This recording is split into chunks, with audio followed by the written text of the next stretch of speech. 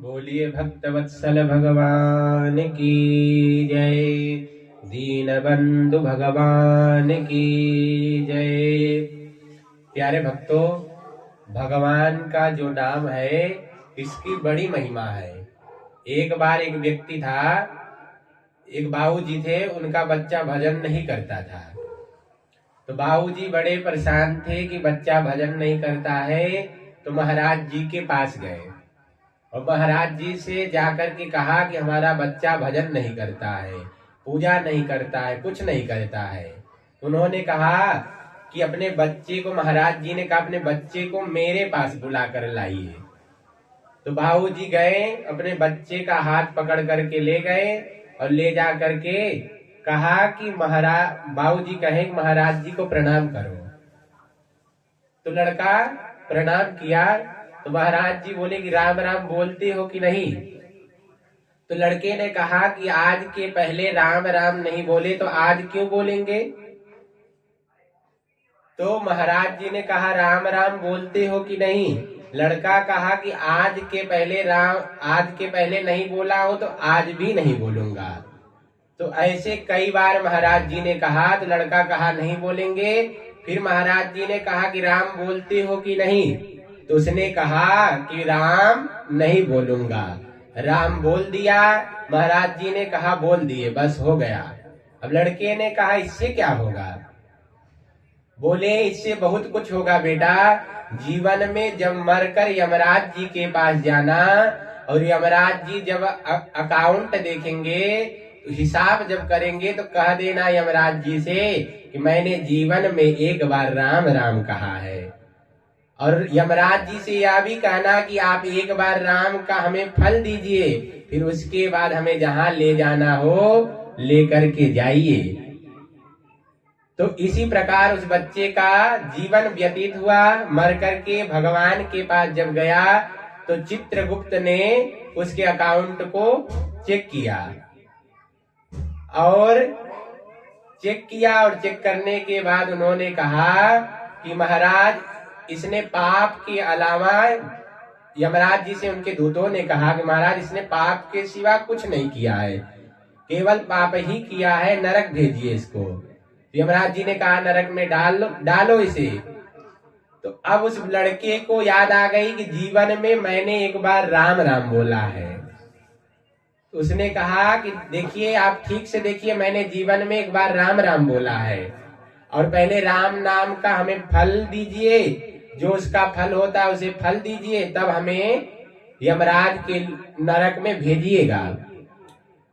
तो उसने कहा, अब फिर से यमराज जी ने कहा भैया ठीक से देखो। तो दूतों ने देखा और देख करके कहा कि महाराज एक बार धोखे से इसने नाम लिया है, जबरदस्ती।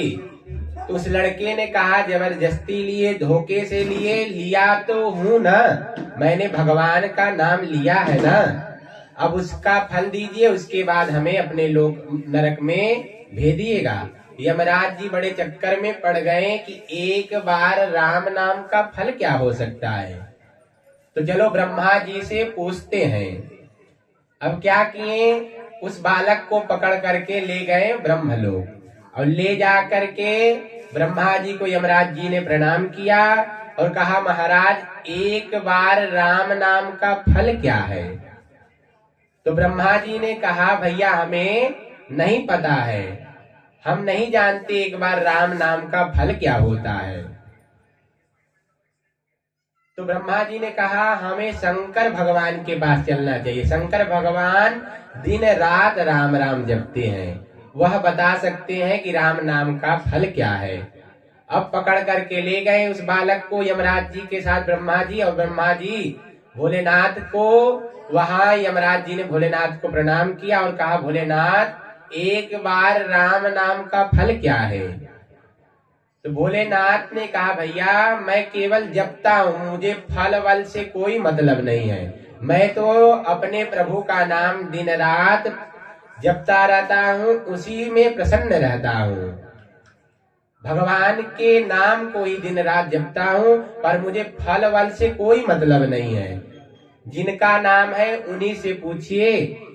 तो अब क्या किए, वह सब लोग उस बालक को पकड़ करके ले गए भगवान श्री राम के साकेत धाम और ले जाकर के कहा।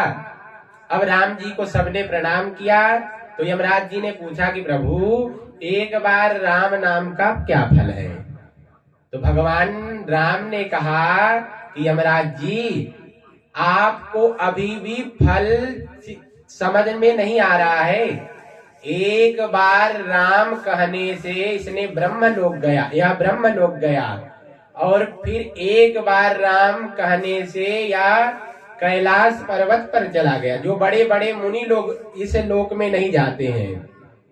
फिर एक बार राम राम कहने से वह भगवान के हमारे साकेत धाम आ गया।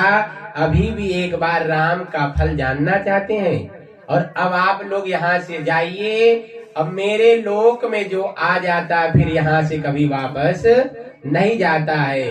तो एक बार राम कहने से जीवन में उस व्यक्ति को भगवान का साकेत धाम मिल गया। इसीलिए भगवान की नाम की बड़ी महिमा है। कलिकाल में, कलयुग में आप कुछ मत करिए। कलयुग में केवल भगवान के नामों का जप करिए, इसी से आपका कल्याण हो जाएगा। बोलिए भक्त वत्सल भगवान की जय, दीनबंधु भगवान की जय।